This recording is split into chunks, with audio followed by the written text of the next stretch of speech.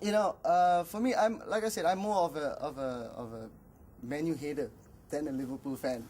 I know the team because of its great history, because of the good players that play in the team. From back then, King Kenny days, Kenny Dalglish, and then there's John Barnes, there's Ian Rush. There are some chosen ones as well, like myself, who support a team that has a really, really great history, a good, brilliant background. Which you can buy presidents, you can buy trophies, you can buy games, but you can never buy our history. You see, so that is one thing. That is one reason why I really like supporting Liverpool. And on top of that, my dad was an Arsenal fan. Really? Yeah, he was an Arsenal fan. So back in 1984-85, that's when Liverpool, Arsenal, Everton, were really doing well.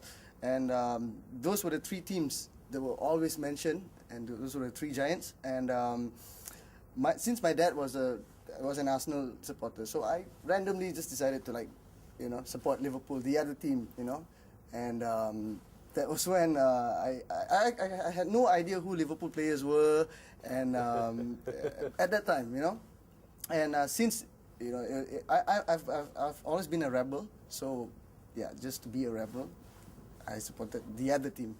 That was why.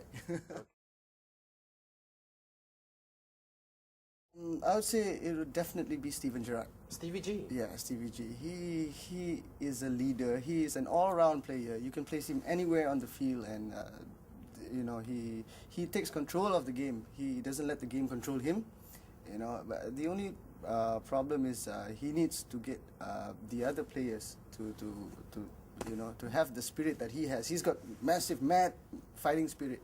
Especially during the game against Hull City, where we were down 2-0, and he came back with the two goals that he slammed into the Hull City goal, and it was amazing to see his spirit even during the finals for Champions League. He inspired the team. He inspires his team members. He inspires his fans. He inspires even his manager. You see, so he's an all-round player. He's a brilliant. He would be a good player in any team. Is he your favorite player as well? Yeah, but not my all-time favorite player. Who's your all-time favorite player? Definitely Diego Armando Maradona. Diego. Yeah, because I've been an Argentinian fan as well, so I support Argentina, and I grew up watching him play. Back then, in '78, that was the year I was born. I never knew that they won the World Cup in '78. And when I was about 4, and back then they used to have this coin collection thingy. Right. Yeah, back then. So my dad used to collect all this World Cup coin thingies. Yeah, and I randomly picked Argentina. So yeah, it's basically meant to be for me. There's just so many. I know. There's just so many. But I would say that every time we beat Man United, that would be the best moment. But yeah, the game at Istanbul with the finals for Champions League, where we won. I was so happy. What I did was I when we won, I actually took my flag, I changed into my jersey, my full kit. I went to Hartamas. And I honked the whole night. I went around Hartamas waving the flag, and I honked around. I didn't know why I was doing that, but it was for fun actually. I'm a very emotional guy. So when Liverpool plays, it actually plays with your emotion. When you see them, when you watch them play, it plays with your emotion, because you always get a setback. You feel sad. You'll be like, come on, you can do it. Every time the other team leads. I'll call them a superhero team, a dramatic Hindi movie team, where we lose first, the hero loses first, and then we come back, and we've displayed that in so many of our games previously and even till today. Buying Robbie Keane was a bad move, because he didn't. What we lack right now are wingers. We don't have good wingers. We don't have someone that can actually fit Torres right up front there. So I would feel that we would definitely need to get wingers. You know, instead of getting Robbie Keane was more of a finisher. Yeah, we have the Kaki who is a good player, but he lacks on his pace to be a winger, and finishing he's pretty inconsistent. So we would definitely we have Torres to actually finish up, you know, to do the finishing, but we need someone who can feed Torres. Well, Malaysian football was growing back then. I was a Johor supporter. Johor? Yeah, 92, 93, because I originated from Johor. I am from Johor. Back then when Abbas Saad, Alistair Edwards, Irvin Boban used to play, yeah, the red and blues were everywhere. You know, we used to. I used to actually go for games, but the thing is, because of bribery, because of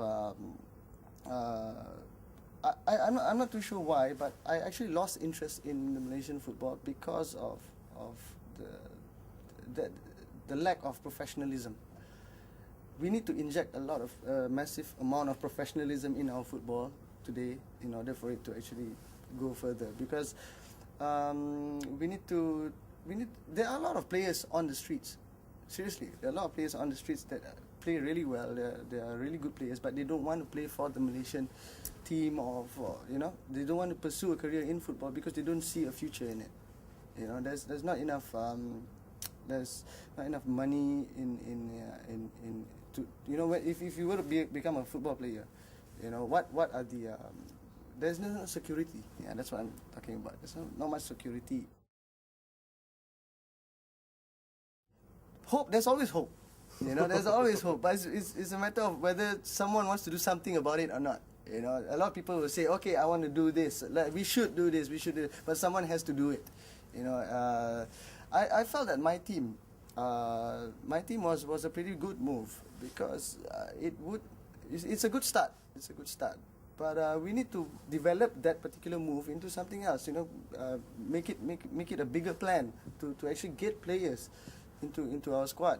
Right now, Malaysian players are, you know, we need to get full-time players where they dedicate their whole lives, develop them from young, and let them grow with the game, with football. Expose them as much as possible to soccer, as much as possible to playing on the pitch.